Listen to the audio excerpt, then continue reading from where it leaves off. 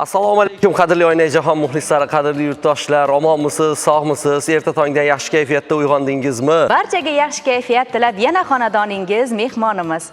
Albatta. Tongni qanday qarshilashga odatlangansiz? Tongni uyg'onish bilan qarshilashga odatlangan. Uyg'onish albatta yaxshi kayfiyat. Yaxshi kayfiyatda uyg'onishga. Albatta ertalabdan yaxshi kayfiyatda uyg'onish uchun tunda rejalarni mukammal qilish kerak, mustahkam qilish kerak. Ertangi qiladigan ishlarim mana bular bo'lardi va albatta bugungi qilgan ishlarim ham o'z joyida bo'ldi deya qanday bo'lishidan qat'iy nazar har bir o'tayotgan kunda shukronalik qilish kerak. Shundagina ertangi tongimiz yanada munavvar bo'lib boraveradi va oldinga qo'yilgan maqsadlar, istaklar, rejalar mukammal bo'lsagina, biz o'z oldimizga qo'ygan rejalarimiz tomon dadil odimlasakkina hayotimiz mazmunan boy bo'ladi. Mana shunday umrini mazmunan boy bo'lishi uchun astoydil harakat qilib, erta tongdan yaxshi niyat, istaklar bilan uyg'ongan va oila davrasida, Oynayjahon qarshisida bizni nonushta dasturxoni atrofida tomosha qilayotgan yurtdoshlarga yoqimli ishtaha, mustahkam sog'lik tilagan holda biz dasturimizni boshlaymiz azizlar. Shu o'rinda Jaloliddin Rumiy hazratlarining quyidagi satrlarni keltirib o'tmoqchimiz. Muvaffaqiyatga erishish uchun 3 ta omil muhim ekan: tartib, intizom va harakat. Ta'kidlaganingizdek, har bir kunni yangi reja bilan boshlaydigan bo'lsak, ko'zlagan natijalarga erishish jarayoni yanada oson va tez kechar ekan. Albatta. Xuddi shunday ko'zlagan rejalarimizga tez va oson erishish uchun doimo muntazam harakatda bo'laylik aziz yurtdoshlar. Assalom, Xorazm musiqiy dam olish dasturi boshlanyapti. Uyg'onmaganlar bo'lsa uyg'otib qo'yinglar, esdan chiqmasin. Bugun darvoqe maktab o'qishlar boshlanadi. Bolajonlarimiz maktabga kech qolmasin, uxlab qolishmasin. Ularni uyg'otib qo'yish esdan chiqmasin. Biz esa dasturni an'analarga sodiq qolgan holda chiroyli tarona og'ishida boshlaymiz. Muzaffar aka bugun studiyamizda chiroyli xonishlarni, go'zal ijrolarni taqdim etish uchun dasturimizga tashrif buyurganlar, sozandalarimizga ham xush kelibsizlar deymiz. Va albatta sizni ijroingizdagi ilk tarona taqdimoti bilan dasturni boshlaymiz. Marhamat. Marhamat.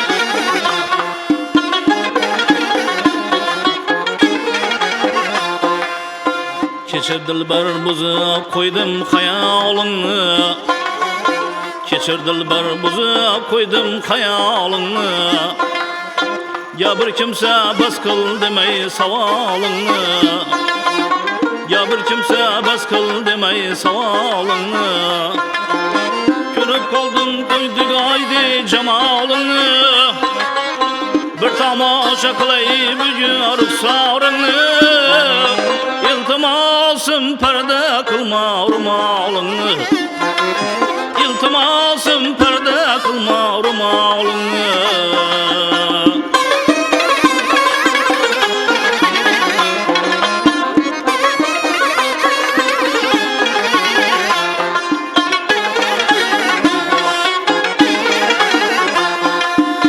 Layık miken yüzün yarı yıldız desem, Ya bulur mu kıyak desem, nur yüz desem, Sen çıkkanda tülham göğe kunduz desem, Kunduz desem yaydın iki hilalını, İltimasım perde kılma urmalını, İltimasım perde kılma urmalını.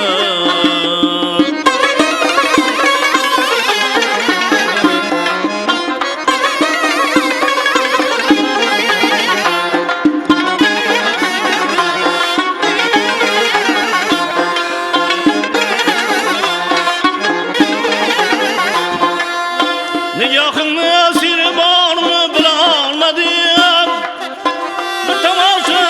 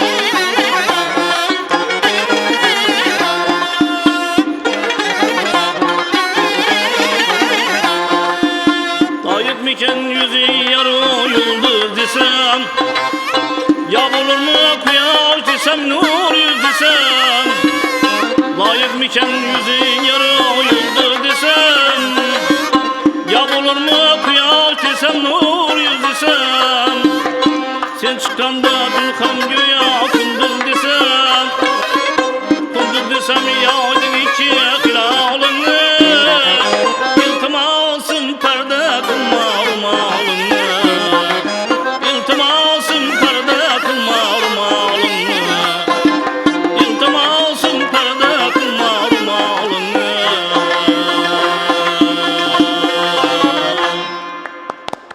Rahmat Muzaffarbek Madrahimov.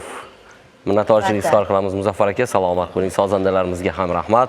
Va albatta ertalabdan jonli efir soatlarida jonli ijro kishiga zavq bag'ishlaydi. Qadrli yurtdoshlar, mana shunday zavqli tarzda biz dasturimizni davom ettiramiz. Hozircha kadr ortiga kuzatib qo'yishimiz mumkin sizlarni.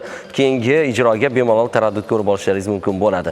Biz esa dasturni suhbatdoshlarimiz bilan kechadigan maroqli suhbat bilan davom ettirmoqchimiz va mavzu qanday bo'ladi degan savol bo'lishi mumkin yurtdoshlarimizda. Xo'sh, ertalabdan qaysi mavzudan so'z ochadi boshlovchilar degan.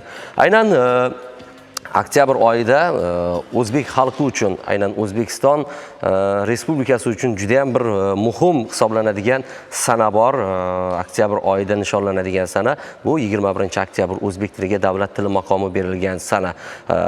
Aynan til millatni ruhiyatini, milliyligini, tarixini va albatta urf odatini, qadriyatini, an'analarni belgilaydigan asosiy omil desam men hech ham mubolag'a qilmagan bo'laman-da, chunki til yashar ekan, millat yashaydi. To'g'ri aytasiz. Bugun mana shu o'zbek tilining qadriyati, qimmati, shular haqida suhbatlashamiz. Suhbatdoshlarimiz esa aynan so'zni qadrini biluvchi adabiyotshunos olimlar desam yanglishmayman. O'ktamoy Bekimov hamda Jahongir Xo'janiyozovlar. Xush kelibsizlar. O'ktamoy aka, bugun sizni studiyamizda ko'rganimizdan juda ham xursandmiz. Ancha bo'ldi diydorlashmagandik ochig'i va bugungi mavzuyimiz aynan o'zbek tiliga davlat tili maqomi berilgan o'zbek tilining rivoji. Mana shu davlat tili maqomi berilgandan keyin o'zbek tiliga bo'lgan e'tibor qanday bo'ldi va bugungi kunda yoshlarda aynan o'zbek tilini grammatikasi, leksikologiyasi, o'zi umuman tilga bo'lgan asosiy e'tiborni shevalar to'g'risida haqiqatdan ham shular haqida gaplashamiz-da. Aynan hozir o'zingiz aytgandek, shevalarni aynan adabiy til rivojida fonetik, leksik va grammatik ta'siri qanday? Avvalambor butun vohadoshlarimizni, yurtdoshlarimizni bugungi xayrli tong bilan, qolaversa yaqinlashib kelayotgan o'zbek tili bayrami kuni bilan chin dildan samimiy tabriklayman sizlarni ham. Rahmat. Charchamanglar. Ta'kidlab o'tdingiz, 2019-yil o'zbek tiliga davlat tili maqomi berilganligining 30 yilligi munosabati bilan prezidentimiz alohida O'zbekiston xalqiga murojaat bilan chiqdilar va o'zlari nutq so'zladilar va 2019-yil 21-oktyabrdan buyon o'sha 21-oktyabr sanasi o'zbek tili bayrami kuni tarzida nishonlanadigan bo'ldi. Bu bayram butun millatniki, bu bayram butun xalqniki. Bu faqat adabiyotshunoslar, tilshunoslar yoki olimlar, ijodkorlarniki emas, har bir shu O'zbekiston fuqarosiniki. Chunki to'g'ri ta'kidladingiz, til bor ekan, millat bor. Til ham jonli jarayon, til ham yashaydi. Dunyoda shunday tillar bor, shunday davlatlar bor, ularning o'z ona tili, o'z milliy tili yo'q.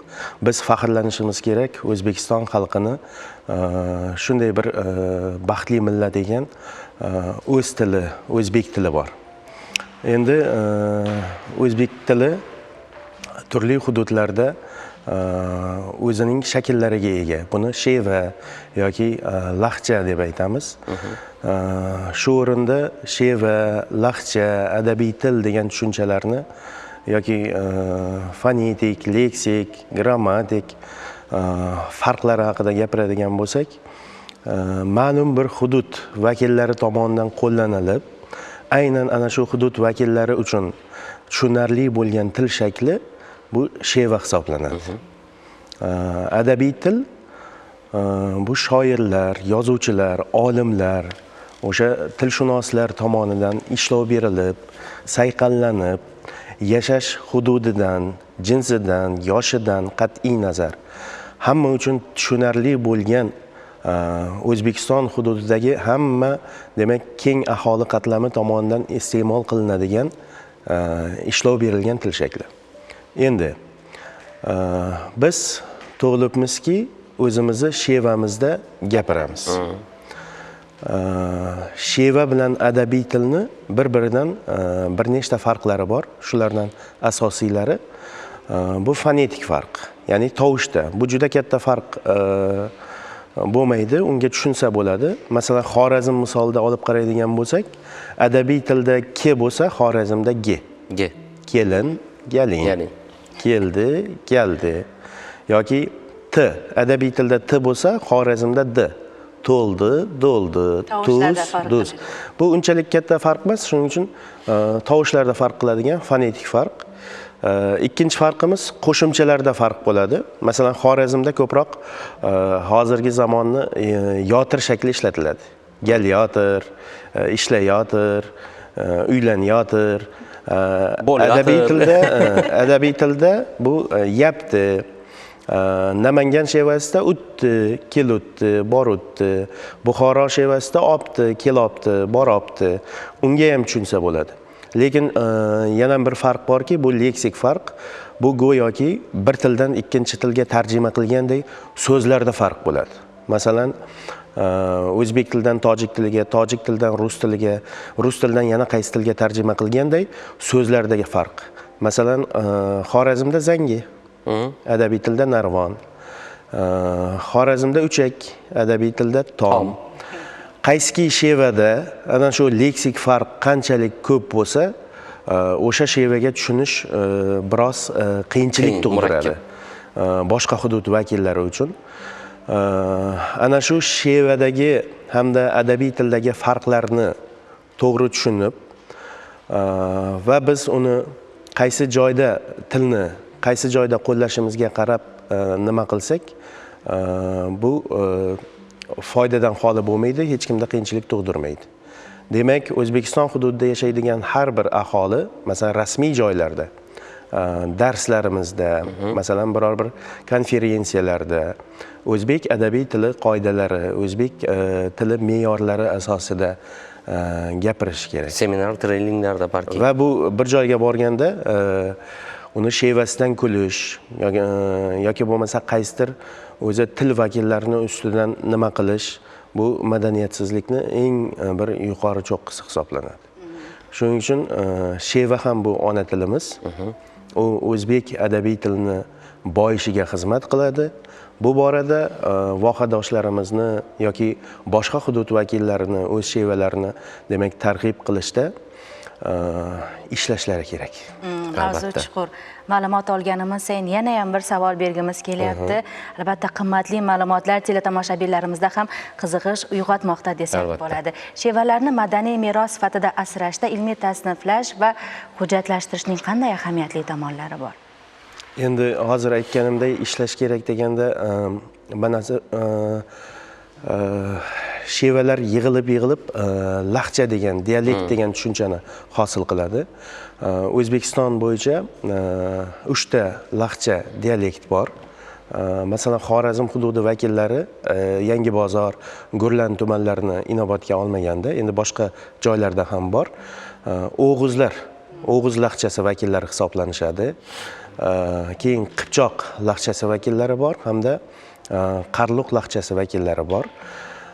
Har bir sheva demak, olimlarimiz, tilshunoslarimiz tomonidan o'rganilgan, ma'lum darajada tasnif qilingan. Bu o'sha shevani kelib chiqish geografiyasini belgilashda, qaysi hudud vakillari tomonidan iste'mol qilinishiga oydinlik kiritishda juda qo'l keladi. Shuning uchun masalan, Xorazm O'g'iz shevalarini, umuman Xorazm shevalarini Fattoh Abdullayev degan tilshunos olimimiz o'rgangan. Endi unga ham ancha bo'ldi, kitob chiqqaniga ham. Endi bu yoqda biz yosh tilshunoslarni, Qolaversa endi yetishib kelayotgan o'sha yosh olimlarning o'sha tasniflarni to'g'ri hamda bugungi davr talablari asosida qilishiga ehtiyoj tug'ilyapti. Chunki til hali jonli jarayon dedim. Qaysidir so'zlar zamon talabi bilan shevamizdan ham chiqib boryapti. Qaysidir so'zlar kirib kelyapti. Shuning uchun bu tasnifni va lug'atlarni albatta olimlarimiz tuzishi kerak. Navbatdagi savolimiz aynan adabiy til va dialekt uyg'unligini ta'minlash orqali tilning milliy va mintaqaviy birlik darajasini oshirishning qaysi modellari samarali hisoblanadi? Adabiy til bilan shevalarni birlashtirish, ya'ni integratsiyasini ta'minlash uchun masalan vohadoshimiz, hammamiz sevib she'rlarni o'qiydigan Matnazar Abdulhakimni faqat shevalarda yozilgan Bir quchoq gul to'plami bor. Bu adabiy til hamda shevalar shunday bir jonli jarayonki, bu o'sha yozuvchi ijodkorlarni she'riy asarlaridagi yoki umuman badiiy asarlaridagi qanchalik qo'llanishidan kelib chiqib o'sha sheva adabiy tilga zaxira bo'la oladi. Chunki adabiy tilimizni boyish imkoniyatlari bor. Bu boyish ichki hamda tashqi manbalar asosida amalga oshadi. Masalan, shevalardan so'z olish bu o'zimizni ichki manbamiz hisoblanadi. Yoki qo'shimcha yoki so'zlarni bir-biriga qo'shish orqali yangi so'z hosil qilish bu ichki manba hisoblanadi. Yoki bo'lmasa tarixda qo'llanilgan u bugun iste'moldan chiqib ketgan so'zlarni, masalan, devonxona yoki vazir degan so'zlarni bugun ham masalan keng adabiy tilda qo'llayapmiz. Bular ichki manba hisoblanadi. Haligi modellashtirish masalasiga kelsak, bir qancha modellar bor. Shevalar ham til shakli bo'lganligi uchun uni asrab avaylashimiz borasida bir qancha modellar ishlab chiqilgan. Ulardan biri demak integrativ model hisoblanadi. Ya'ni bu sheva hamda adabiy tilni o'zaro yaqinlashtirish.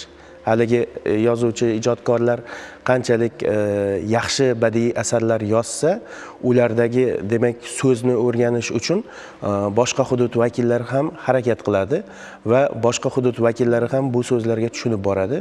Bu o'sha sheva hamda adabiy tilni yaqinlashtirish.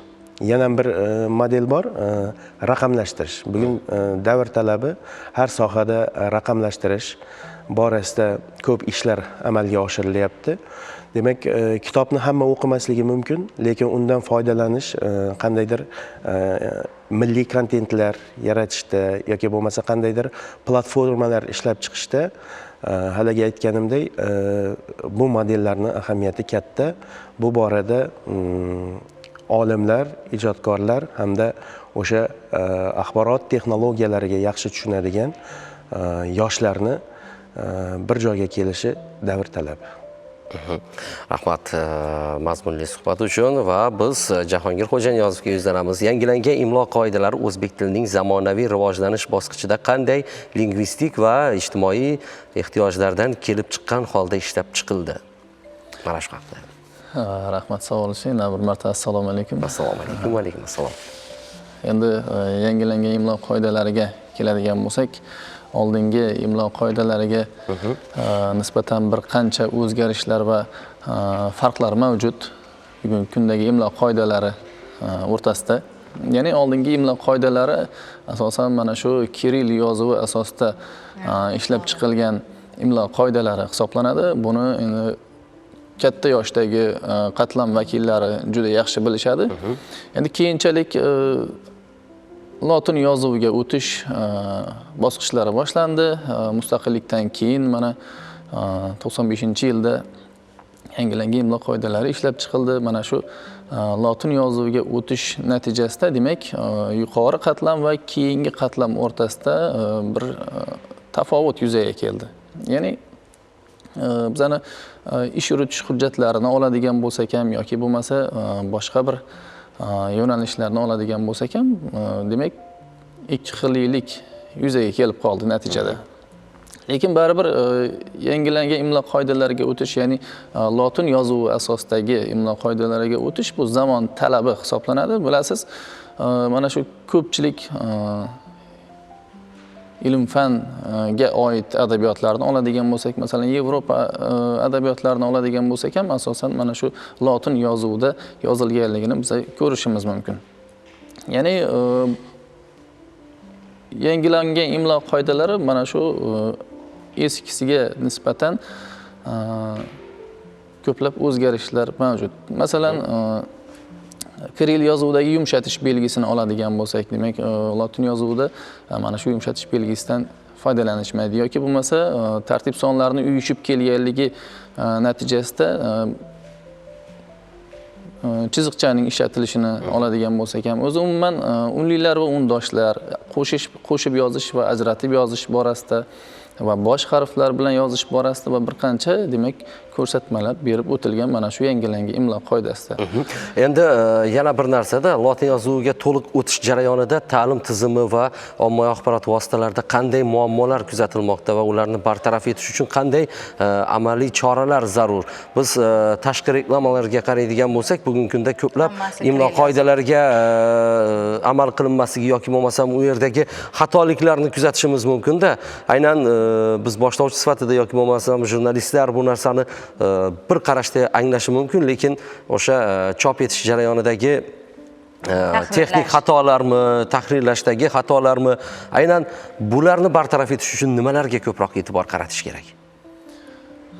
Rahmat. Endi bugungi kunda mana kichik biznes, xususiy tadbirkorlik sohalari rivojlangandan keyin marketing sohasi ham o'z-o'zidan rivojlanmoqda. Albatta. Demak, mana shu peshtaxtalarda yozilgan ayrim so'zlarga keladigan bo'lsak, ulardagi, demak, xatoliklarni kuzatishimiz ham mavjud yoki bo'lmasa boshqa tillardagi yozuvlarni ham uchratishimiz mumkin. Endi oldingi davrlarga keladigan bo'lsak, asosan mana shu 89-yildan keyin, ya'ni davlat tili maqomi berilgandan keyingi davrlarga keladigan bo'lsak, asosan mana shu til to'g'risidagi qonun asosida ish yuritilgan. 2019-yillarda esa mana shu yurtboshimiz tomonidan o'zi shaxsan til bayramidagi chiqishi natijasida undan keyingi davrda bir qancha qarorlar, shaxsan o'zi imzolagan farmonlar, demak, tilni asrash, mana shu yozuvlarga e'tibor berish masalasida, demak, yo'l xaritalari ham ishlab chiqildi. Va mana shu tilni rivojlantirish va uni himoya qilish bo'yicha departament ham mavjud. Ana shu siz aytib o'tgan xatoliklarni ustida ishlash va ularni tartibga keltirish to'g'risida. 2019-yilgacha bizlar til borasida birgina hujjat bilan ishladik. Bu o'sha davlat tili to'g'risidagi qonun.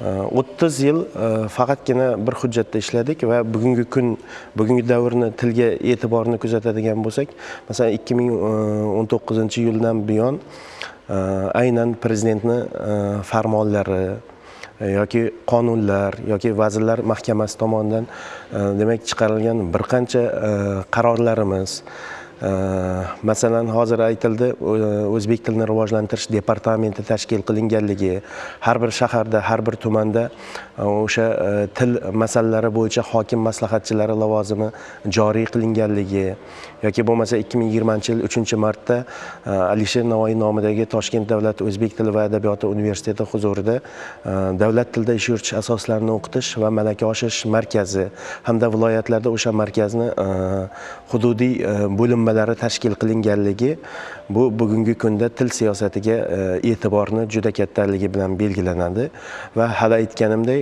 bu til faqatgina mutasaddilarni yoki bo'lmasa o'sha rahbariyatniki emas, har bir O'zbekiston fuqarosiniki. Shu ma'noda Abdulla Qahhorning bir gapi bor. Nima uchun yo'l qoidasini buzgan odamga xushchak chalinadi-yu, til qoidasini buzgan odamga nima qilinmaydi, jarima qilinmaydi. Buni milliy g'urur mohiyatidan kelib chiqib, demak, har birimiz u talaffuz jarayonidami yoki bo'lmasa o'sha osilayotgan tashqi reklama bannerlardami, buni albatta mutaxassislar bilan kelishgan holda nima qilishsa foydadan xoli bo'lmaydi. Albatta tilimizni rivoji uchun hammamiz birdek mas'ulmiz. Qadrli Oynajahon muxlislari, aziz yurtdoshlar, suhbatimiz mazmunli bo'ldi degan umiddamiz. Sizga manfaatli bo'lgan bo'lsa, biz bundan juda ham xursandmiz va albatta dasturdagi ishtiroki uchun adabiyotshunos olimlarimiz O'ktamboy Begimov hamda Jahongir Xo'janiyozovlarga minnatdorchilik izhor qilamiz. Salomat bo'linglar, sog' bo'linglar va albatta yaqinlashib kelayotgan mana shu 21-oktyabr o'zbek tiliga davlat tili maqomi berilgan kun, o'zbek tili bayrami kuni yana bir bor muborak bo'lsin deymiz. Sog' bo'linglar, salomat bo'linglar. Biz dasturimizni lavhalar taqdimoti bilan davom ettiramiz. Aynan Ma'mun universitetida albatta yoshlarning mana shunday milliy qadriyatlar asosida ta'lim olishlari uchun katta imkoniyatlar yaratilgan. Bu borada qator uchrashuvlar, tadbirlar ham tashkil qilinmoqda. Hozirgi lavhamizda mana shunday mazmundagi tadbirlardan biri haqida so'z boradi. Aniqrog'i, milliy qadriyatlar, millat ma'naviyati ko'zgusi deb nomlangan tadbirdan tayyorlangan lavha bor bizda. Ilk lavha taqdimoti, marhamat.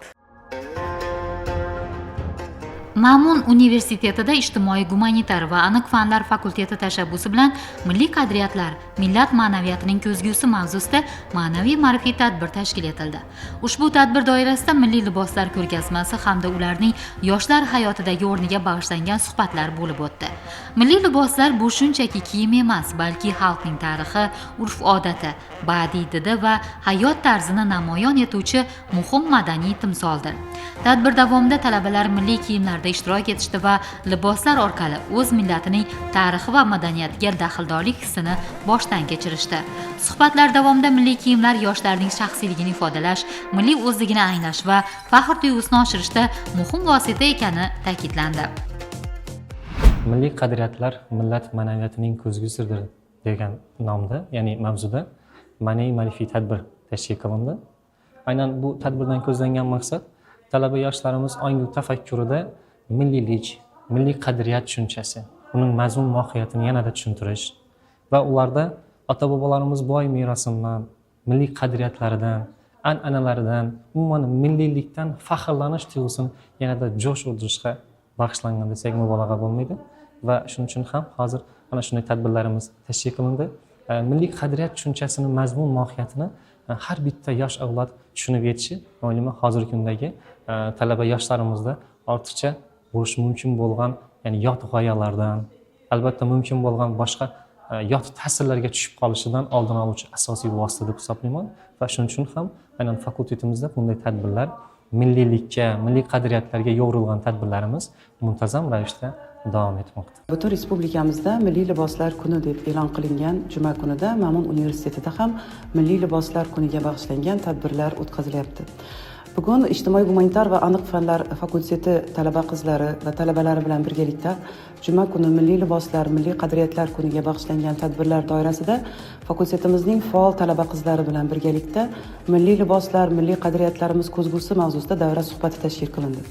Bu davra suhbati universitetimizning yoshlar mehmonxonasida o'tkazilyapti. Bu ham o'ziga xos ma'noga ega, chunki yoshlar mehmonxonasi bizning milliy qadriyatlarimiz va milliy urf-odatlarimiz aks etgan holda jihozlangan va aynan shu joyda biz milliy liboslarimiz va qadriyatlarimiz to'g'risida suhbat olib boryapmiz. Milliy liboslar bu yoshlarimizni milliy qadriyatlarga o'rgatish, ommaviy madaniyatning salbiy ta'sirlaridan saqlash va qadriyatlarimizni, liboslarimizni avloddan avlodga o'tkazish uchun juda ham muhim ahamiyatga ega. Va biz bu mavzuda bugun yoshlarimiz bilan qiziqarli va mazmunli suhbatlar o'tkazdik, ularning fikrlariga quloq soldik va yoshlarimiz bilan har juma kuni o'tkaziladigan milliy liboslar va milliy qadriyatlar bayramiga nafaqat milliy liboslar, balki qadriyatlarimizni tarannum qiluvchi, milliy o'yinlarimizni demak targ'ib qiluvchi tadbirlar o'tkazishni kelishdik va buning debochasi sifatida bugun biz qizlar orasida milliy o'yinlarimizdan biri bo'lgan Beshtosh musobaqasini ham o'tkazamiz. Milliy liboslar xalqning madaniyatda, meros va an'analari ko'rgazmalarining yorqin ifodasi hisoblanadi. Hozirgi kunda yoshlarimiz ham milliy libosga qiziqish uyg'otmoqda, chunki u o'zligimizni anglashga yordam beradi. Har bir libosda o'zining naqshlari, ranglari va betakror boshqa bir narsalar bilan ajralib turadi. Biz universitetimiz bilan har juma kuni milliy liboslar kunini nishonlaymiz. Har bir guruhning o'ziga xos milliy libosga ega. Biz bu milliy liboslarni boshqalarga targ'ib qilish maqsadida kiyamiz va o'zimizning urf-odatlarimizni, an'analarimiz va meroslarimizni boshqalarga ulashishni xohlaymiz. Suhbatda milliy an'analar, urf-odatlar va ajdodlardan meros bo'lib kelayotgan qadriyatlar xalqni birlashtiruvchi, millatni yuksaltiruvchi kuch ekanini alohida ta'kidlandi. Ma'ruzalarda yosh avlodni ma'naviy barkamol etib tarbiyalashda milliy qadriyatlarimizning o'rni haqida mulohazalar bildirildi. Mana bu universitetimizda milliy liboslar kuni va shu boisdan biz barcha qizlar bilan milliy liboslarni qo'limizdan kelgancha yanada kengroq targ'ib etish uchun har milliylik kunida milliy liboslar va milliy tahiyalar kiyib universitetimizda milliy formalarda kelishga harakat etamiz. Bu kun bizlar uchun juda foydali bo'ldi. Beshtash o'ynashni bilmagan qizlarimiz beshtash o'ynashlarni o'rgandilar. Keyin o'zlarimizni har xil tahiyalar bilan ustozimiz tanishtirdilar. Bu qo'limdagi Samarqand tahiyasi. Ya'ni bu Samarqand uslubida, Samarqand naqshi bilan ishlangan tahiya. Yana bir ma'lumot aytib o'tsam, ustozimiz aytdilar, bosh kiyimlar bizlar uchun nimaga kerak? Bosh kiyimlar bizlarni yozda issiqdan, qishda sovuqdan saqlovchi, o'zimizni zamonaviy til bilan aytganda konditsioner vazifasini o'taydi. Milliyligimiz har doim bizlarni faxrimiz.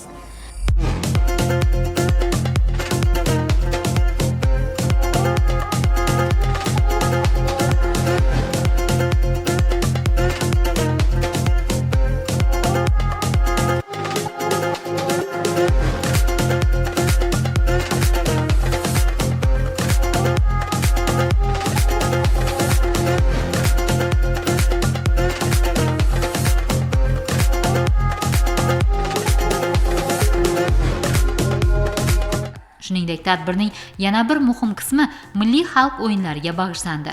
Ushbu o'yinlar xalqimizning asrlar davomida saykal topgan badiiy va ma'naviy merosidir.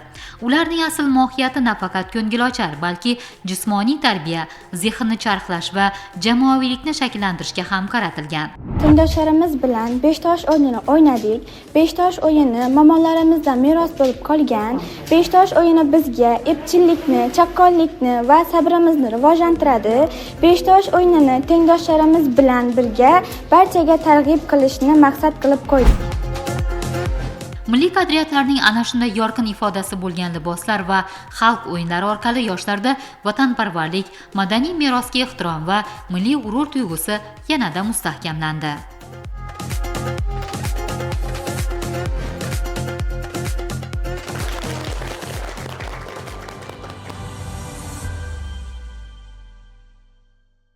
Muhtaram yurtdoshlar, biz Assalom Xorazm musiqiy dam olish dasturini davom ettiramiz. O'zi umuman milliy qadriyatlar mavzusidan yiroqlashmaymiz desak ham to'g'riroq ta'rif bergan bo'lamiz.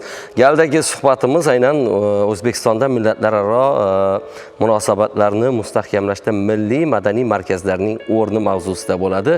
Shu haqda mulohaza yuritamiz va suhbatdoshimiz tarixchi olima, tarix fanlari nomzodi dotsent Nodira Nurullayeva bo'ladi. Xush kelibsiz. Assalomu alaykum. Nodira opa, dasturimizda ko'rib turganimizdan xursandmiz. Albatta O'zbekiston umumiy uyimiz. Shu yurtda barchamiz tinch totuvlikda, turli millat vakillari bilan ahil inoqlikda yashab kelmoqdamiz. Milliy madaniy markazlar faoliyati ham yo'lga qo'yilgan. Albatta. Aynan ushbu milliy madaniy markazlarning asosiy vazifalari nimalardan iborat? Savolingiz uchun katta rahmat. Oldin bir narsani aytib o'tishimiz joiz deb hisoblayman.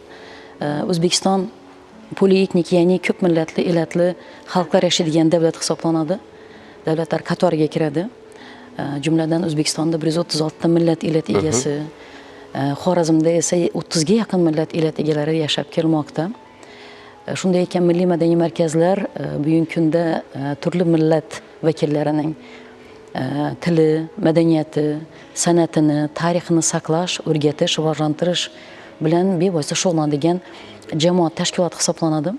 Ularning asosiy vazifalari barcha millat madaniy millatlarning madaniy merosini saqlash, targ'ib qilish, milliy tillar, adabiyot, san'atni rivojlantirish, o'zaro millatlar o'rtasidagi hamkorlik, madaniy almashinuv va o'zaro millatlararo totuvlikni ta'minlashdan iboratdir.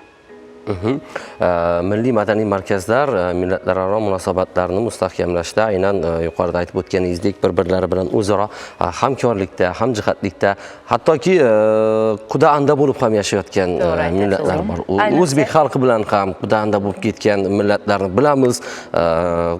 Qozoq millatiga mansub eldoshlarimiz o'zbek millatiga mansub yurtdoshlarimizga qiz uzatgan bo'lsa, o'zbeklar yana boshqa millat vakillari albatta qiz olib qiz berib bir-biri bilan qavm qarindosh bo'lib ketgan.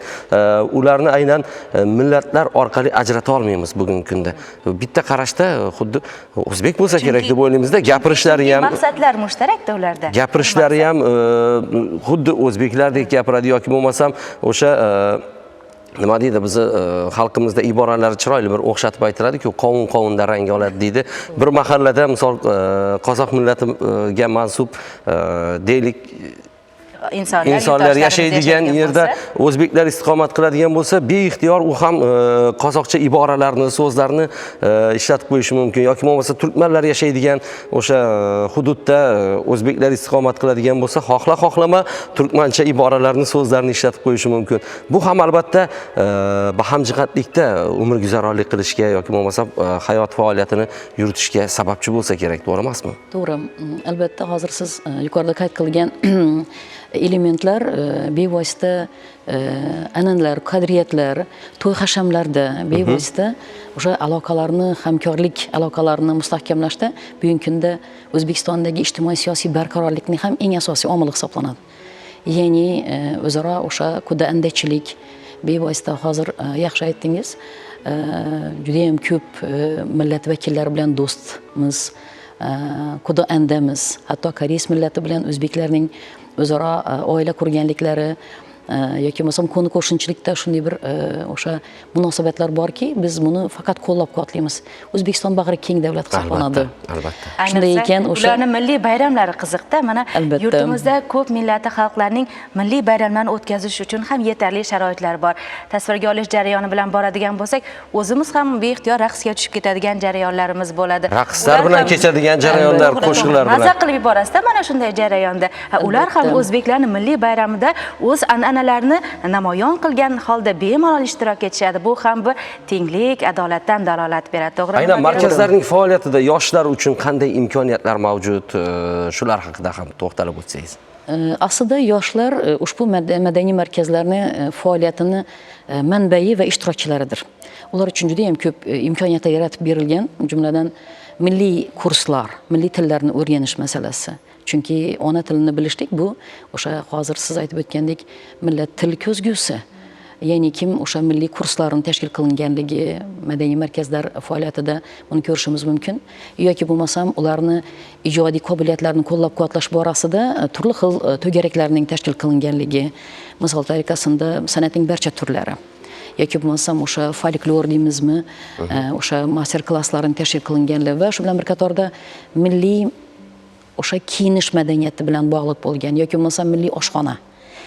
Bu yerda o'sha milliy taomlarni tarixi, ularni o'sha afzallik tomonlari, iste'mol qilish qonun qoidalarigacha yoshlar uchun shu imkoniyatlar yaratib berilgan. Chunki bugungi kunda siz yaxshi bilasiz, fast foodlar ko'payib qolgan. Shuni oldini olish borasida u globallashuvni bir ma'lum bir ma'noda o'sha natija sifatida ko'rishimiz mumkinki, bugun o'sha milliy oshxona ham o'sha milliy madaniy markazlarni faoliyatda o'rin egallaydi va shu bilan bir qatorda yoshlarga ajratilgan yana bir eng asosiy narsa bu boshqa millat vakillari bilan, yoshlari bilan o'zaro hamkorlik, madaniy almashinuv imkoniyatlari mavjuddir. To'garaklar orqali, turli xil tadbirlar orqali shularni qayd qilsak mubolag'a bo'lmaydi. Aynan hozir aytib o'tganingizdek taomlar, milliy taomlar to'g'risida so'z ketganida, deylik biron bir taomni aytadigan bo'lsak, o'sha taomni asosiy yaratuvchisi va ko'plab iste'mol qiluvchi millat ko'z o'ngimizda gavdalanadi. Deylik, besh barmoq deganda qozoq, qoraqalpoqlar ko'z o'ngimizda gavdalansa, chakchakni ko'rsam beixtiyor tatar xalqi ko'z o'ngimga keladi turadi. Voy, demak shu nimasi bor ekan o'ziga tortadigan va insonni beixtiyor o'sha deylik chakchakni ko'rganimiz bilan tatar xalqi ko'z o'ngimizda gavdalanishi nimasi bor ekan o'ziga tortadigan va insonni diqqat e'tiborini olib qo'yadigan shu biron bir xislati bo'lsa kerak deyman-da. Albatta, bularning o'ziga xos xususiyatlari bor. Albatta o'sha milliy taomlarni tayyorlashda albatta millatning o'sha mehri, keyin ham qolaversa o'ziga yarasha sirlari mavjud. Siz yaxshi bilasizki, o'sha chakchakni biz o'zimizning xalqimiz ham, millatimiz ham tayyorlaydi, lekin tatarlarnikimi deb so'raladi. Farqli tomonlari bor yoki bo'lmasam o'sha koreyslar tayyorlaydigan salatlar masalasi. Biz ham qilamiz bu narsani, siz ham qilasiz uyingizda, lekin faqat o'sha koreyslarnikimi deb so'rab olishimiz bu o'zini yarasha xususiyatlarga yoki bo'lmasam o'sha sirlar bilan bevosita bog'liqdir. Endi shu jarayonda milliy madaniy markazlar faoliyatining ham o'rni bor, mana shu qadriyatlarni asrab avaylash va uni butunligicha yosh avlodga yetkazishda milliy hunarlarni qadrlashga qanchalik ahamiyat qaratilmoqda markazlar faoliyatida? Juda ham katta ahamiyat qaratilmoqda. Birinchidan o'sha tadbirlar masalasida hozir gap ketdi, shuni ham aytib o'tib ketay. O'sha bayramlar to'g'risida gap ketganda nafaqat milliy bayramlar, diniy qadriyatlar bilan bog'liq bo'lgan bayramlar ham nishonlanadi.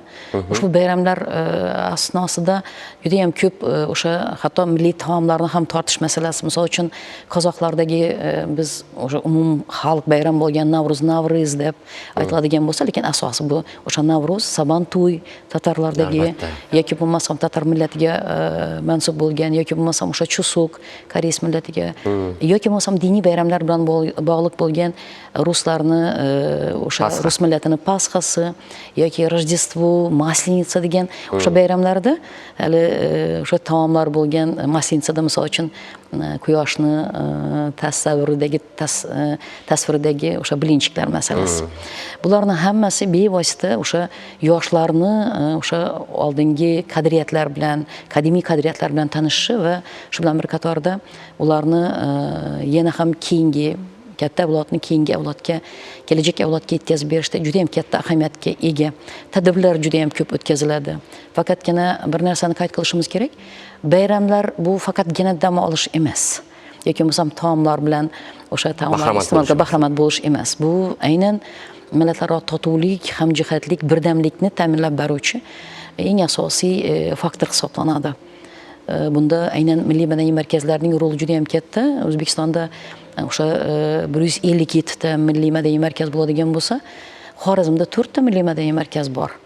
Siz hozir qayd qilgan millatlarning milliy madaniy markazlari juda ham faol. O'sha biz hamma milliy madaniy markazlar bilan faoliyat olib bormoqdamiz. Qaysi bir bayram bo'ladigan bo'lsa, alohida o'sha Sabantuy tatar millatiga mansub bo'lgan bayram bo'ladigan bo'lsa, barcha milliy madaniy markazlar vakillari bunda qatnashadilar. Bu ham o'sha bevosita millatlararo totuvlik, bag'rikenglikdan dalolatdir. Albatta. Aynan markazlarning tashqi aloqalari xorijiy davlatlar bilan hamkorliklar qanday ahamiyatga ega bugungi kunda? Juda ham katta ahamiyatga ega, chunki hozir yuqorida aytib o'tganimdek, O'zbekiston ko'p millatli elatli xalqlar, o'zlarining vatandoshlari bor boshqa davlatlarda. Respublikamizda O'zbekiston Respublikasi millatlararo munosabatlar va xorijdagi vatandoshlar masalalar bo'yicha qo'mita faoliyat yuritmoqda. Bu aynan madaniy diplomatiyaning eng muhim elementlaridan biri hisoblanadi. O'zida 157 ta milliy madaniy markazni mujassam qilgan va 98 ta xorijdagi vatandoshlar jamiyati bilan bevosita hamkorlik qilib kelayotgan qo'mita hisoblanadi. Rahmat. Nodir opa, sizni studiyamizga qilgan tashrifingizdan juda ham xursandmiz va albatta mazmunli suhbat bo'ldi nazarimda. To'g'ri aytasiz. Bilasizmi, Ko'plab ma'lumotlarni oldik. biz qatori yurtdoshlarimizni ham ishtahasi ochildi. Nazarimda taomlarni, pishiriqlarni, salatlarni nomlarini aytishimiz bilan bizni nonushta dasturxoni atrofida tomosha qilayotgan yurtdoshlar bemalol choy ichib bizni tomosha qilishda davom etishingiz mumkin. Sizlarga yoqimli ishtaha tilaymiz. Nodira opa, sizga minnatdorchilik izhor qilib o'tamiz. Biz bilan suhbatda tarix fanlari bo'yicha tarix fanlari nomzodi dotsent Nodira Nurullayeva bo'ldi. Rahmat, sog' bo'ling, salomat bo'ling. Biz tarix mavzusidan uzoqlashmaymiz. Aynan bugungi qadriyatlar, o'z umuman milliy urf-odatlar haqida suhbat bo'lyapti. Dasturimiz o'zi o'zbek tilini mana shu lahjalari, shevasi, milliy qadriyati haqida boshlandi-yu, qadriyatlar, an'analar, urf-odatlar, milliy madaniy markazlar, madaniyat, o'zi umuman shular haqida bo'lyapti. Tarixga murojaat qilyapmiz so'zlarimizda yoki bo'lmasam suhbatlarimizda. Biz moziga qaytib ish ko'rgan xayrli degan shiorga amal qilmoqchimiz. Albatta Buyuk Ipak yo'liga safar qilamiz galdagi sahifamiz orqali. Shu o'rinda ta'kidlash kerak, Buyuk Ipak yo'li nafaqat savdo sotiq uchun yo'llarni bog'lagan, balki madaniy aloqalarni ham mustahkamlashga xizmat qilgan deyishimiz mumkin. Jamoatchi muxbirimiz Oynura Rahimboyeva aynan ana shu mavzuda qiziqarli lavha tayyorlaganlar. Keling Xo'janiyoz, birgalikda mana shu lavhani tomosha qilsak va Buyuk Ipak yo'li haqidagi tasavvurlarimizni yanada boyitsak. Ketdik Buyuk Ipak yo'li bo'ylab sayohatga. Ming yillar avval dunyoni bog'lab turgan sirli bir yo'l bor edi. Bu yo'lda karvonlar o'tgan, oltin va ipaklar almashilgan, bilim va g'oyalar yoyilgan. Bugun ana shu afsonaviy yo'l, Buyuk Ipak yo'li sirlaridan xabardor bo'lamiz. Buyuk Ipak yo'li qadimda Sharq bilan G'arbni bog'lab turgan savdo yo'li. Insoniyat rivojlanishi tarixining uning birlashuvga hamda madaniy qadriyati bilan almashishga, hayotiy fazoyu mahsulotlarni sotish uchun bozorlarga erishishga intilishning o'ziga xos bo'lgan hodisasi. Dengiz okean yo'llari ochilmasdan oldin bu yo'llar muhim ahamiyat kasb etgan. Buyuk Ipak yo'li Xitoydan boshlanib, Markaziy Osiyo orqali Yaqin Sharq va Yevropagacha cho'zilgan. U minglab kilometrlarni bosib o'tib, asrlar davomida savdo, madaniyat va ilm-fan almashinuvida muhim rol o'ynagan. Yo'lning Ipak yo'li deb atalishiga sabab qadimda Xitoydan olib kelingan ipak matolari edi.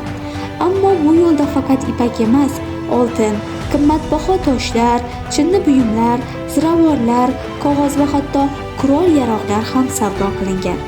Markaziy Osiyo, xususan Samarqand, Buxoro, Termiz, Xiva kabi shaharlar Ipak yo'lining yuragi bo'lgan. Bu shaharlar faqat savdo markazigina emas, balki ilm-fan va madaniyat markazlariga aylangan. Masalan, Samarqandda qog'oz ishlab chiqarish sirini o'rgangan savdogarlar keyinchalik uni Yevropaga olib borib, butun dunyo ilm-fan taraqqiyotiga hissa qo'shgan. Ipak yo'lini faqat mahsulotlarni, balki bilim va g'oyalarni ham tarqatgan. Hindistondan matematika va astronomiya, Xitoydan ipak va qog'oz, arab dunyosidan tibbiyot va falsafa yoyilgan. Shu sababli Ipak yo'li madaniyatlar ko'prigi deb ham atalgan. Karvonlar yo'lda sahro va tog'larni kesib o'tib, karvonsaroylarda to'xtashgan. Karvonsaroylar esa dam olish, savdo, yangiliklar markazi bo'lgan. Bugungi arxeologik topilmalarda esa hanuzgacha qadimiy xaritalar, yozuvlar va maxfiy belgilar topilmoqda. Eng qiziq tomoni, Ipak yo'li nafaqat savdo, balki tinchlik yo'li ham bo'lgan. U turli xalqlarni birlashtirgan, ularning urf-odatlarini, tillarini va san'atini yaqinlashtirgan. Shu bois Ipak yo'li insoniyat tarixidagi eng buyuk meroslardan biri sanaladi. Demak, Buyuk Ipak yo'li nafaqat savdo yo'li, balki xalqlarni birlashtirgan, madaniyatlarni yaqinlashtirgan, tarixiy xotirani boyitgan ulkan merosdir. Bugun ana shu yo'lning izlari bo'ylab sayohat qilar ekanmiz, ajdodlarimiz naqadar buyuk ekanini yana bir bor his qilamiz.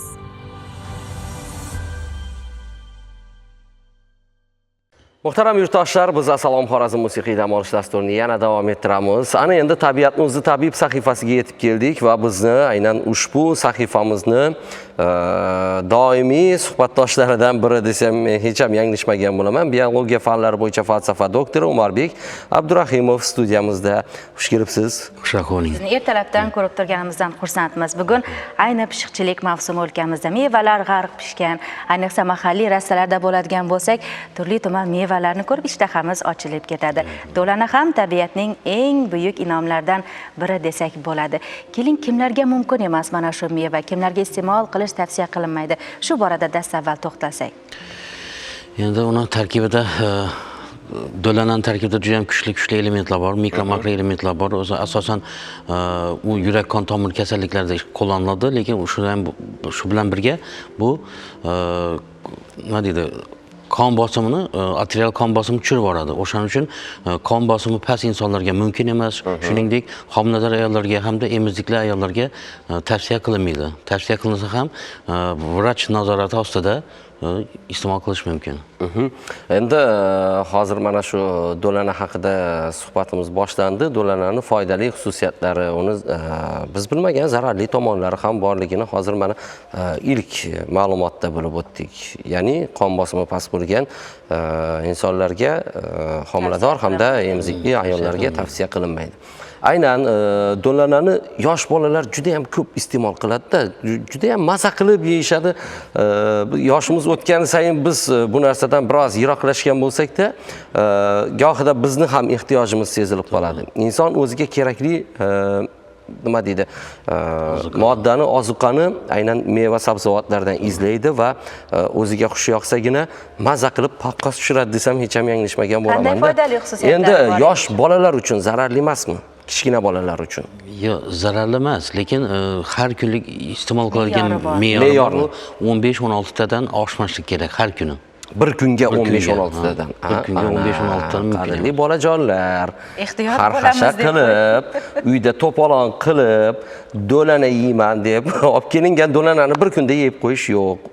15-16 donadan oshmasligi kerak. Mana bu maslahat hurmatli ota-onalar uchun ham qimmatli maslahat. Inobatga olib qo'yishadi degan umiddamiz.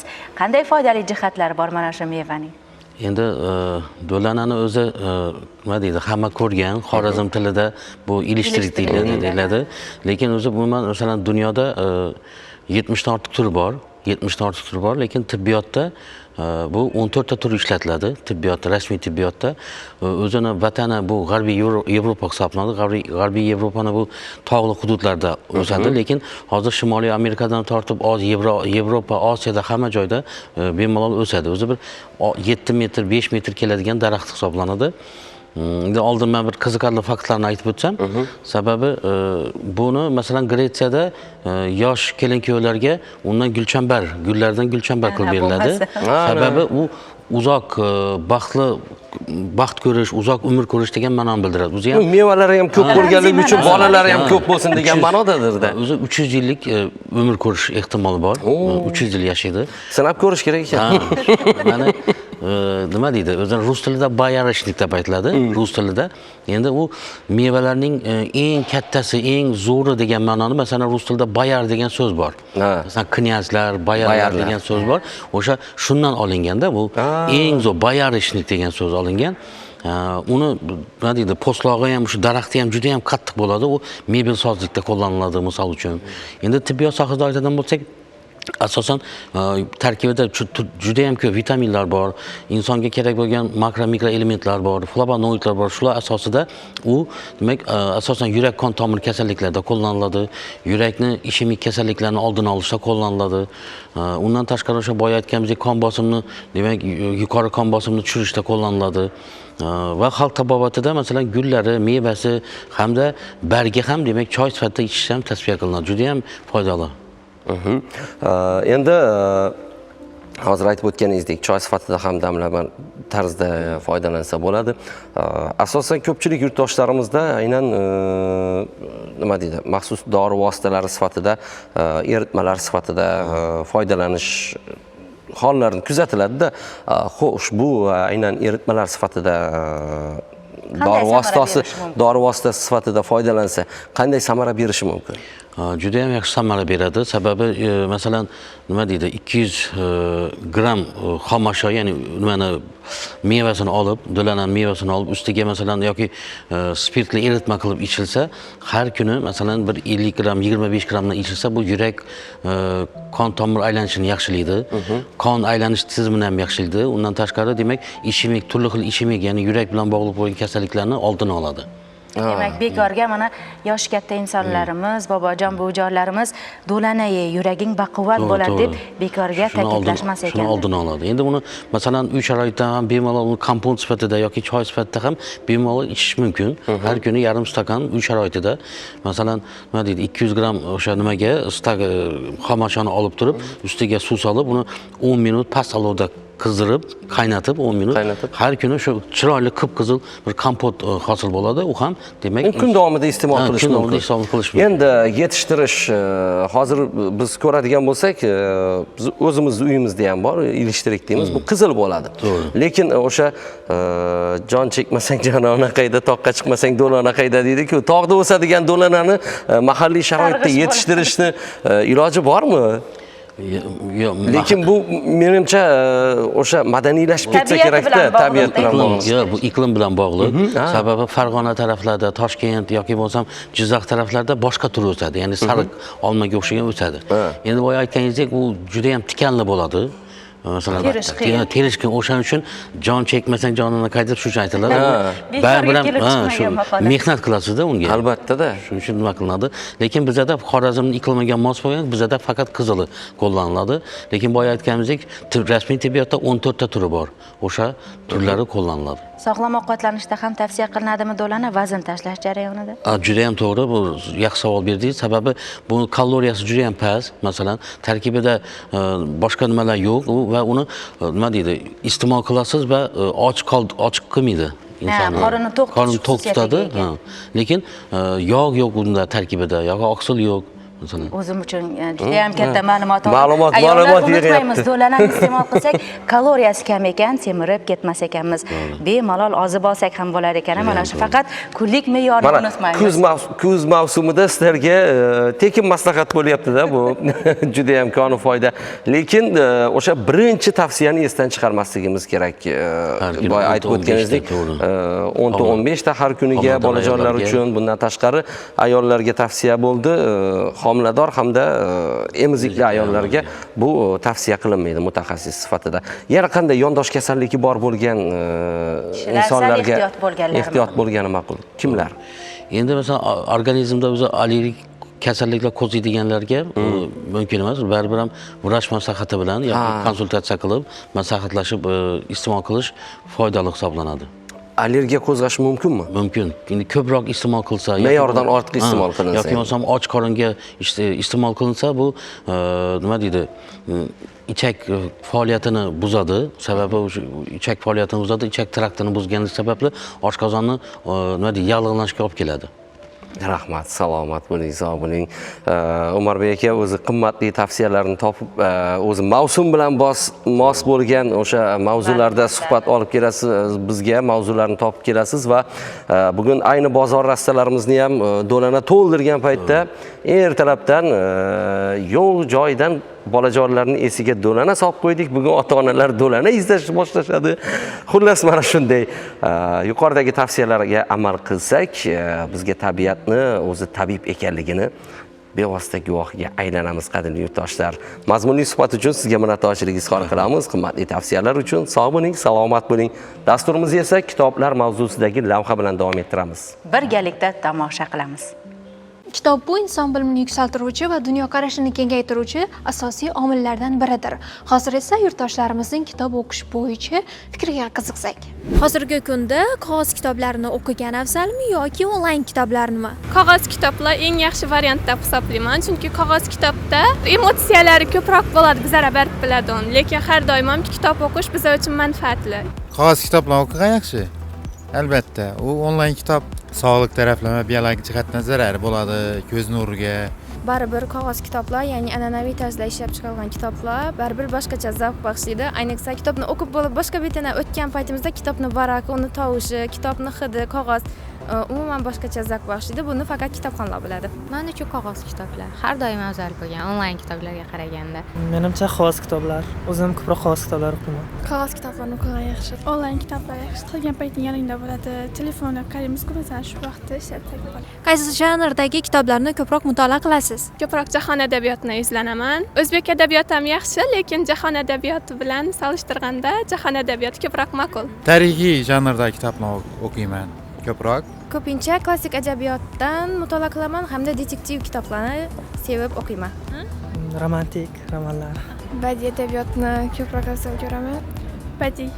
Oxirgi o'qigan kitobingiz qaysi? Oxirgi o'qigan kitobim o'zbek adabiyotidan bo'ldi.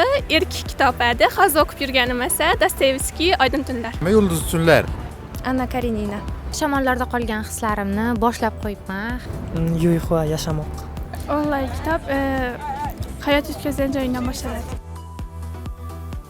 Kitoblar orqali yangi ma'lumotlar olasiz, dunyoqarashingiz kengayadi, tasavvur va tafakkur rivojlanadi. Kitob o'qish miya faoliyatini rag'batlantiradi, ijodkorlikni oshiradi, til va lug'at boyligi ortadi. Kitoblar yangi so'zlar, ifodalar va uslublarni o'rgatadi.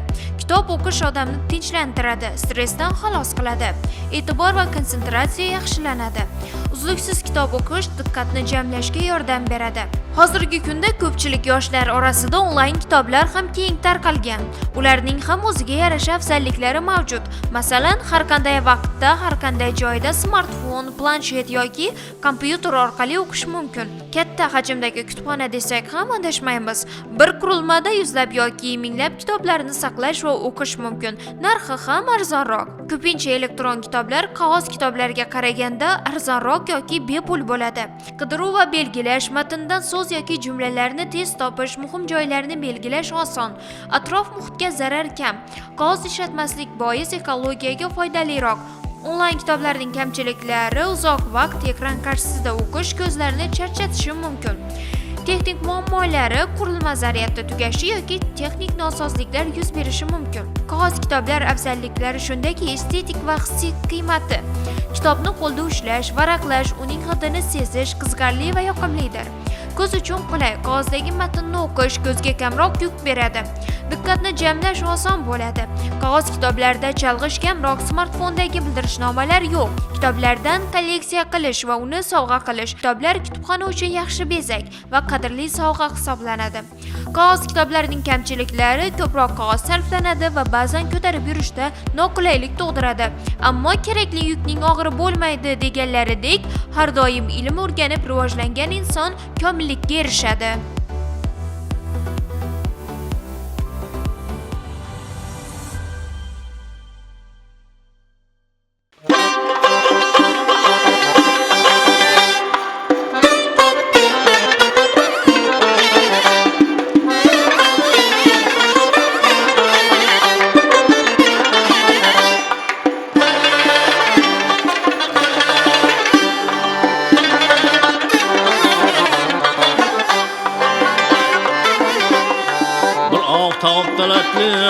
Üstümesim, bir tağlatlıya üstümesim, bir kara yüzlüğü dağıman dağı, bir şirin dillini dağıman dağı, levleri şekerle sözü pasitine şu abuzlanın dağıman dağı, levleri şekerle sözü pasitine şu abuzlanın dağıman dağı. Şirin dillini dağıman dağı.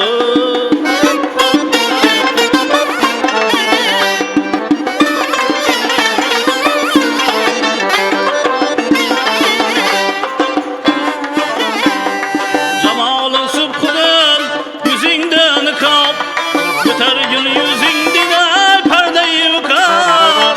Ağlama barklar, üstü bıraktım sana kızardın.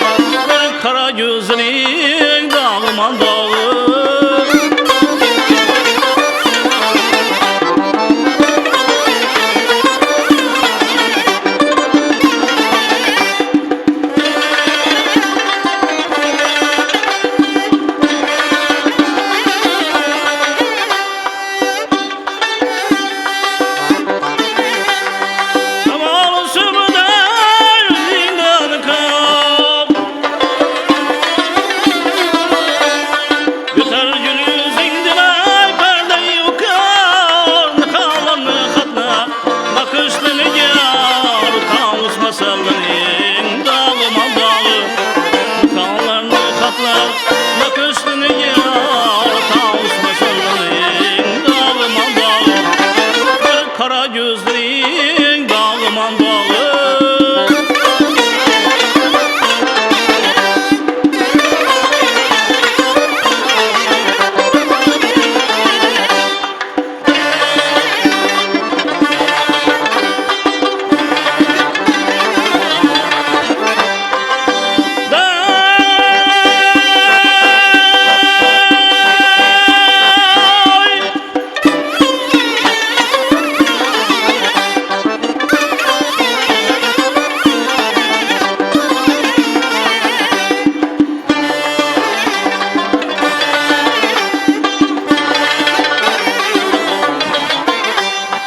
Keler bir gün davran gelmezsen kalmaz Ne boldu ikbalıma çırağı yanmaz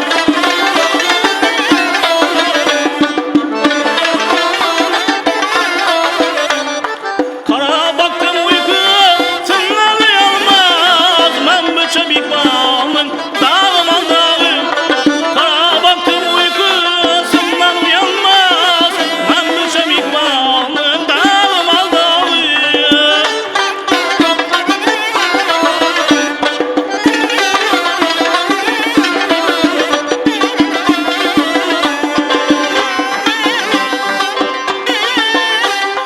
Lablarını kandı, barkular kaldı Takatim kalmadı, cismara candı Şu garip size, kul olsa bende Ben sana malım, dağıma dağım Şu garip size, kul olsa bende Ben sana malım, dağıma dağım Bir kara yüzlü, dağıma dağım Bir şirin dilli, dağıma dağım Bir kara gözlü, dağıma dağım Bir şirin dilli, dağıma dağım Dağıma dağım, dağıma dağım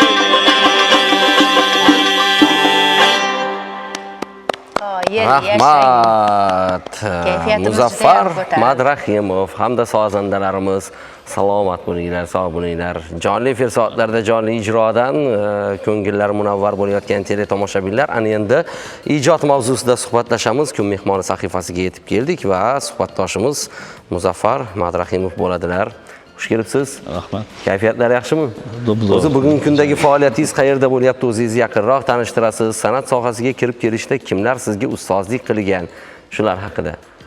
Avvalom boshlab assalomu alaykum qadrli yurtdoshlar. Endi bizning san'at sohasiga kirib kelishimiz shu yoshlikdan, hammada shu yoshlikda uyg'onadi. Bolalikdan paydo bo'ladi. Bolalikdan uyg'onadi. Kimdir har xil kasbga yo'nalgan bo'lsa, biz shu maktab o'qib turgan davrdan shu musiqaga qiziqqanmiz. Shu musiqa maktabda Xiva shahar 5-san'at musiqa maktabida o'qiganmiz shu paytlari. Ustozimiz Meroy aka Abdurimov sinfi bo'yicha Alloh rahmat qilsin ustozimizni o'tib ketganlar. Ana keyin Matyus Qoratovni u vaqtda bilim yurtida, bilim yurtida o'qidik. Baxtiyor aka Ismoilov sinfi bo'yicha a'lo baholar bilan, yaxshi baholar bilan bitkazganmiz. Keyingi faoliyatimiz o'zlarimizni Urganch davlat universitetida davom qildirib bitkazganmiz. Hozirgi kunda Xiva shahar 3-san'at maktabida shu bolalarga tahsil berib beryapmiz. Juda yaxshi. Qo'ldan kelgancha Musiqa darsi bo'yicha. Juda yaxshi. Qiyinchilik tug'dirmaydimi? Bir tomonda ijod, bir tomonda bolalarga dars o'tish. Endi baribir bo'ladi. Har sohaning o'z mashaqqati bor. Chunki bolalarning injiqligi bor, ulardan charchagandan keyin ijod qilging ham kelmay qoladi. Bolalar bilan bir kun vaqting o'tdimi, tamom qo'lingga bir she'r olib o'qishga bolalarning shovqinidan rosa bezor bo'ladi. Yo'q, men bu narsani tushunganimdan aytyapman. Chunki oilamizda o'qituvchilar bor-da, shuning uchun aytyapman-da. Maktabdan charchab kelgandan keyin uydagi bolalarning shovqini yoqmay qoladi-da. To'g'ri emasmi? To'g'ri. Endi shu paytni biza mo'ljallab qo'yaman. Endi baribir mana bu payt ijod uchun deb qo'yasiz, ha, ijod qilish kerak. Mana yakshanba kunlar bo'ladi. Dars yo'q kunlari deng. Dars yo'q kunlar bo'ladi. O'shaning uchun shu kunlarni planlashtiramiz, nima qilamizdan ijod qilamiz baribir ijodsiz. Oilada sizdan boshqa san'atkorlar bo'lganmi? Yo'q, oilamizda bo'lmagan. lekin Siz? shu o'zim baribir shu yoshlikdan shu mehr qo'yganmiz. Bugungi kunda Katta davomchilarchi bormi? ustozlarni, katta ustozlarni shu paytlar ham mana lentalarda kuylaganini eshitib katta bo'ldi. Keyinchalik yana kompyuterlashib ketdi. Ularni eshitib tinglimiz baribir ko'pincha shu o'tib ketgan hofiz ustozlarni hozirgi kunda yana Farhod ustozimiz, Azamat Otajonov ustozim. Boshqa ustozlar ham hammasini tinglab chiqaman. Bir qator har birini tinglayman. Keragicha yaxshi islatlarni, so'zlarini masalan o'zimga olishga harakat qilaman. ilhom manbai bo'lib ham xizmat qiladi shu ustozlar. Odamga, insonga ilhom bag'ishlaydi. Shularning sozlari, suhbatlari. Bugun san'at sohasini davom ettirayotgan oila a'zolari bormi, farzandlarmi, davomchilar? Yo'q, endi uydagi yo'q. Endi shogirdlar ichida bor bo'ladi, baribir shogirdlarda bo'ladi. Maktabning sohasida o'zimizning shogirdlar, masalan, men ham o'zimning shogirdim, yonimda shu doira chalib, shu maktabda o'zimiz tarbiyalab bulardan tashqari ham boshqa instrument, asboblar bo'yicha chaladigan bolalar bor. Ular bilan ham birga ishlaymiz. Maktabda o'zimizda bizlarimizning to'garagimiz bor. Ular bilan ishlab turibmiz hozirgi kunda ham. Juda yaxshi. Tanlovlarda qatnashtirib turibmiz, masalan, yana bularni hammasi yaxshi qatnashadilar. Yaxshi natijalar ko'rsatyapti. Natijalar ko'rsatib ketyapmiz. Juda yaxshi. Shogirdlarning natijasi, aynan shogirdlar ko'rsatgan yaxshi natijalar ustozlarga yanada kuch bilan, yanada shijoat bilan ishlashga sababchi bo'ladi undaydi. Bizda qisqa lavha bor, Texnozamon sahifasi, birgalikda tomosha qilamiz ayni daqiqalarda. Keyin yana suhbatni davom ettiramiz. Texnika yangiliklardan baxabar bo'lib olamiz. Marhamat.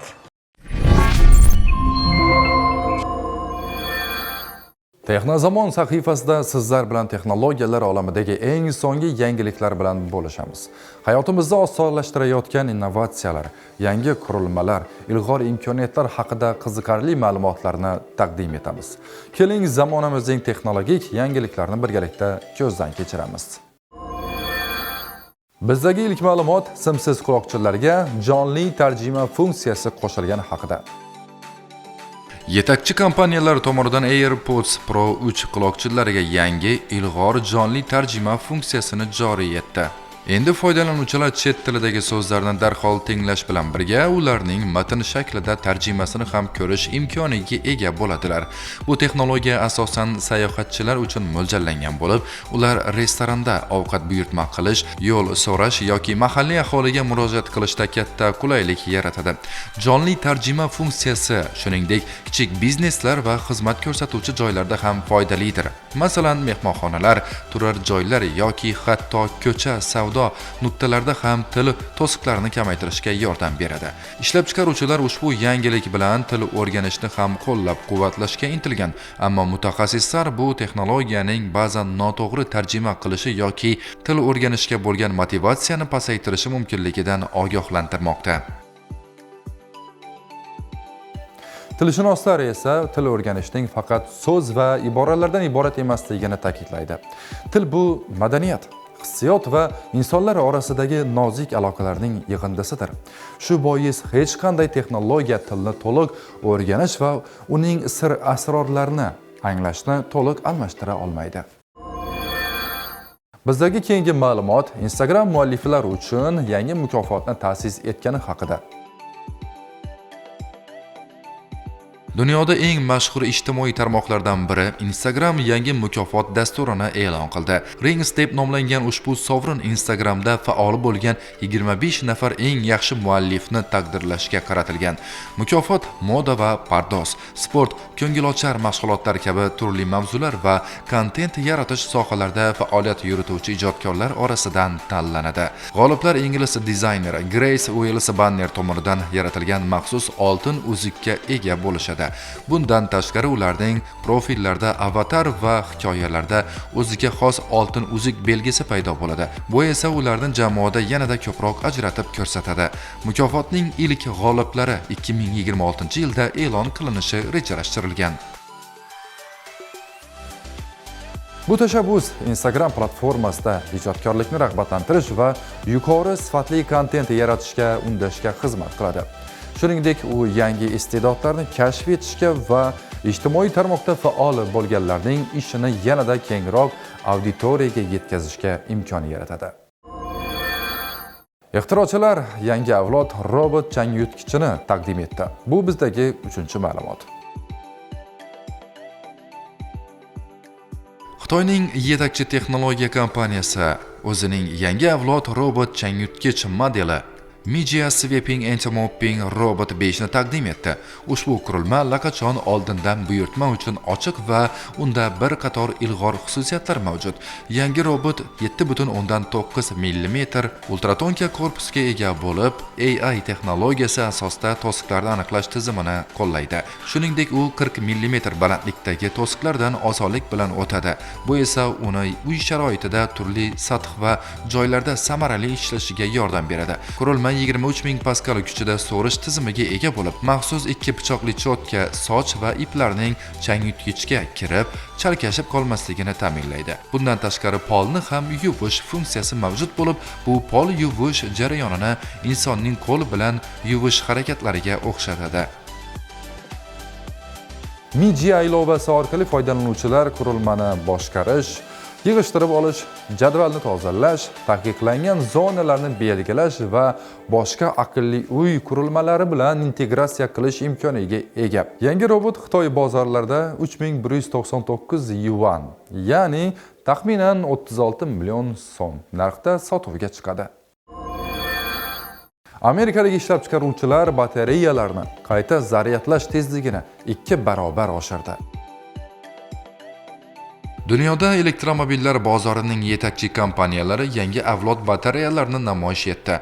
Ular oldingisiga nisbatan 2 barobar tez zaryad olish imkoniyatiga ega.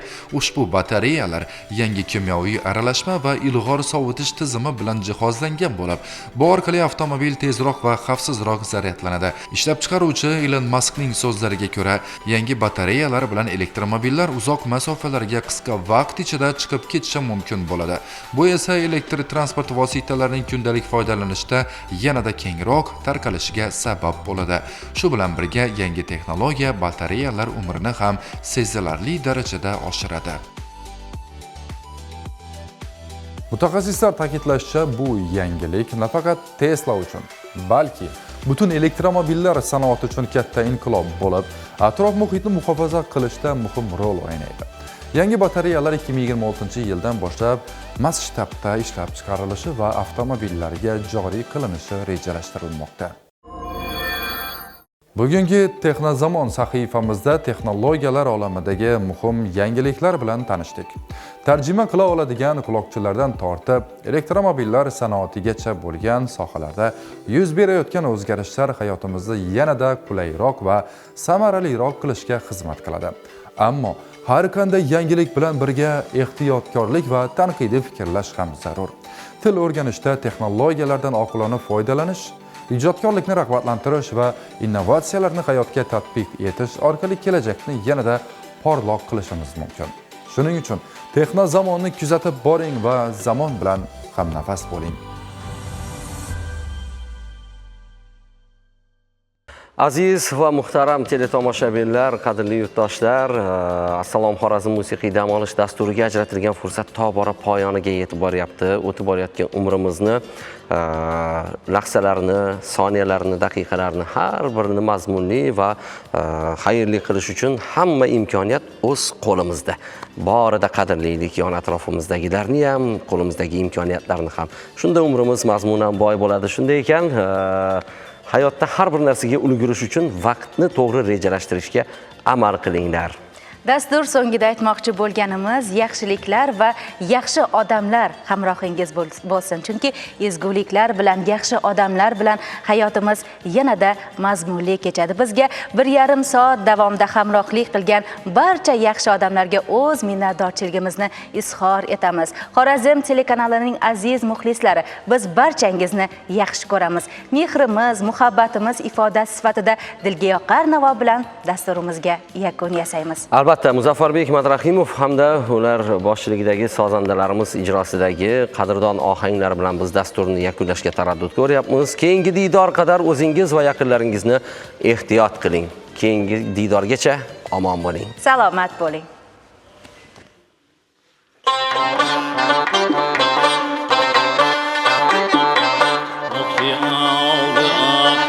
Dünya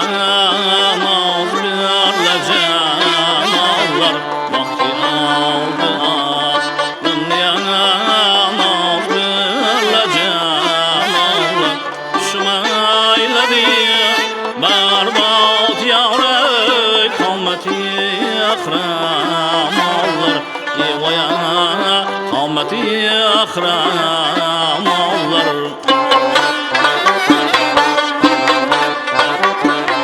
bilmedim nechuk ovqat o'tkazurman ishq ichra kim mani hazin yetti yavra sho'xlal xandonlar evoya sho'xlal xandonlar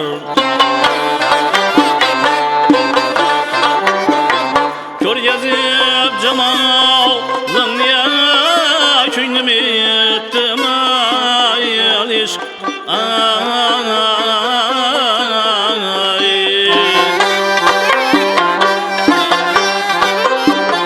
ko'rgazib jamal zimya ko'nglim yettima el ishq so'g yo'q necha endi yavra aylasam shaymonlar evoya aylasam shaymonlar bu boqalarni qo'mati zibo yarashibsiz ko'rma ko'zingiz endi tamanno yarashibsiz gullar ichida eng sarasi yangi chirano qizlar ichida dilbari barno yarashibsiz qizlar ichida dilbari barno yarashibsiz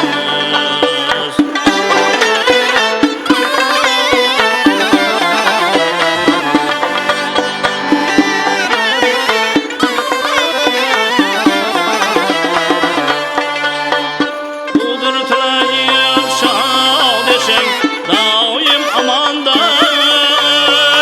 ortsin necha bor martaban bilyaqti jahonda hurmatli bo'lib shod eshing doim amonda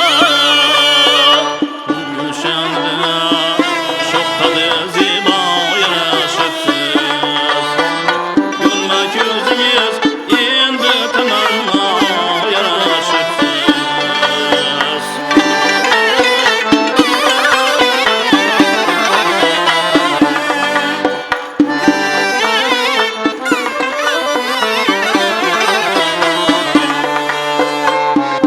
tilagim gulshanida yangi bahorim o'zingiz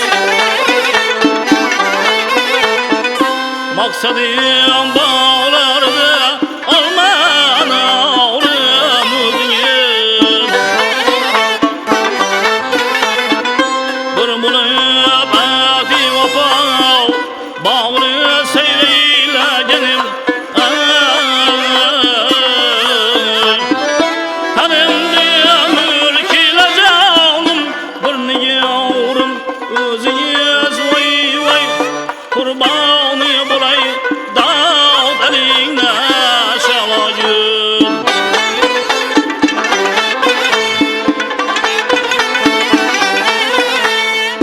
bir bo'lib ahdi vafo bog'ni saylaganim tanimni mulkida jonim bir nigorim o'zingiz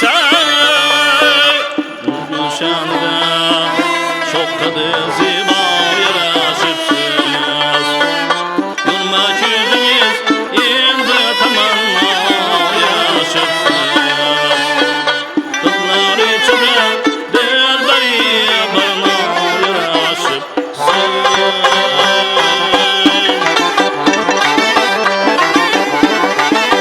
ukajon toza gulim